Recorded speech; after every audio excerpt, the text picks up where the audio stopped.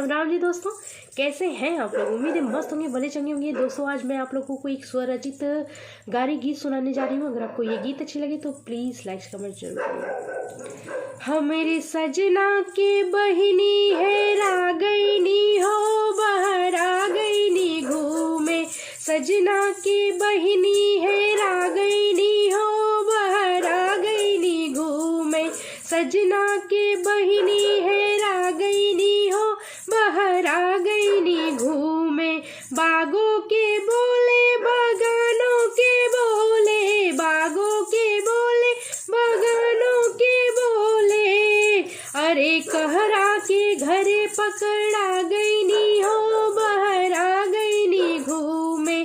कहरा के घरे पकड़ा गईनी हो, बाहर आ गईनी घूमे। सजना के बहिनी है रागैनी हो, बाहर आ गईनी घूमे। सखिया के बोले सहेलियन के बोले, सखिया के बोले सहेलियन के बोले। अरे मलिया के घरे पकड़ा गईली हो, बाहर आ गईली घूमे। मलिया के घरे पकड़ा गईली हो, बाहर आ गईली घूमे। सजना के बहिनी है रागैनी हो, बाहर आ गईली घूमे। घरवे के बोले दुअरवे के बोले, घरवे के बोले दुअरवे के बोले।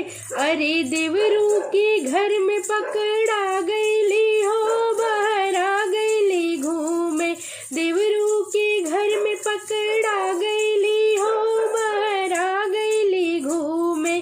सजना के बहिनी है रागैनी हो, बाहर आ गईली घूमे। प्रणाम दोस्तों।